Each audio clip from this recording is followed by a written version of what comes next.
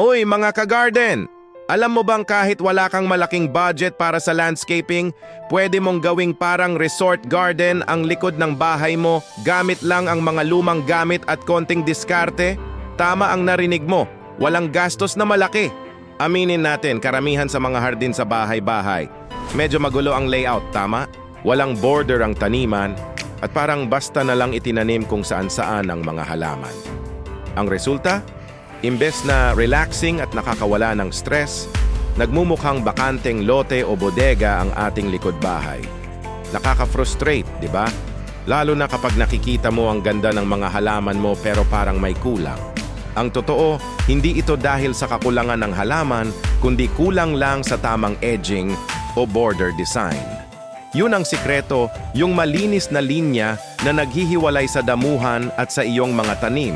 Pero huwag kang mag-alala dahil ngayon tuturuan ko kayo ng mga Smart Pinoy DIY garden edging ideas na hindi lang mura kundi napakaganda pa ng resulta.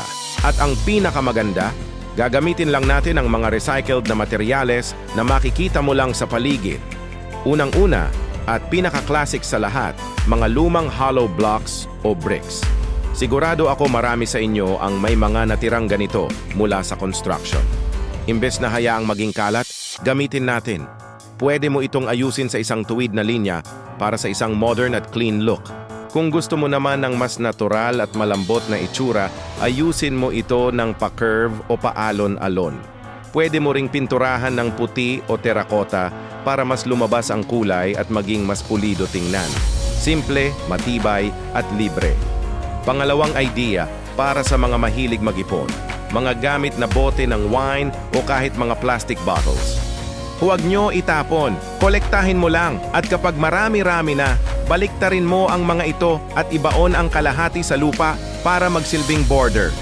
Yung ilalim ng bote ang magiging top edge. Ang ganda ng epekto nito lalo na kapag nasisikatan ng araw parang kumikinang. Kung plastic bottles naman, pwede mong lagyan ng lupa o buhangin sa loob para bumigat at hindi madaling matumba. Eco-friendly na, unique pa ang dating. Pangatlo, kung gusto mo naman ng native o tropical style garden, ito ang para sa'yo.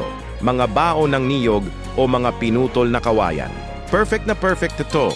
Ang mga baon ng niyog, hatiin mo lang sa gitna at ibaon na nakatayo, yung bilog na parte ang nasa labas.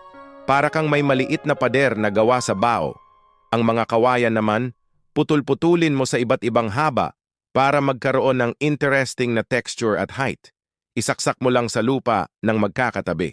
Ang resulta? Isang hardin na parang nasa probinsya, sobrang relax. Pang-apat, para sa mga may lumang gulong ng sasakyan. Huwag mo nang dalhin sa junk shop. Hatiin mo ito sa gitna, pahaba. Pagkatapos, baliktarin mo para lumabas yung scalloped o paalon-alon na edge. Pinturahan mo ng matingkad na kulay tulad ng dilaw, asul o pula at pwede mo na itong gamiting planter at edging in one. Itanim mo sa loob ang mga bulaklak tulad ng marigold o petunia. Siguradong magiging sentro ito ng atensyon sa garden mo.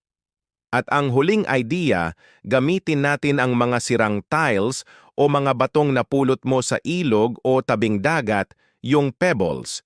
Durugin mo yung mga tiles sa maliliit na piraso, pero mag-ingat sa paggawa nito ha, magsuot ng gloves at salamin. Pagkatapos, ilatag mo ito bilang border o pathway divider. Pwede kang gumawa ng mosaic pattern. Ganon din sa pebbles, i-arrange mo lang sila para bumuo ng linya. Ang epekto nito ay parang professional zen garden, sobrang linis at organisado tingnan. Tandaan, ang sikreto sa magandang hardin ay hindi laging nasa mamahaling halaman o palamuti.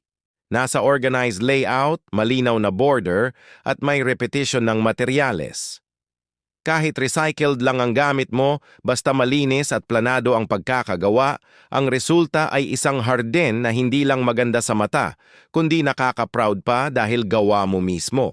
Sana marami kayong nakuha na idea para pagandahin ang inyong mga hardin. Huwag matakot mag-eksperimento. At abangan ninyo dahil sa susunod na video, bibigyan ko naman kayo ng DIY garden lighting hacks para kahit gabi, Instagrammable pa rin ang hardin mo. Yan ang aabangan natin. Maraming salamat sa panonood at huwag kalimutang mag-like, share at mag-subscribe para sa mas marami pang DIY tips. Hanggang sa muli, happy gardening!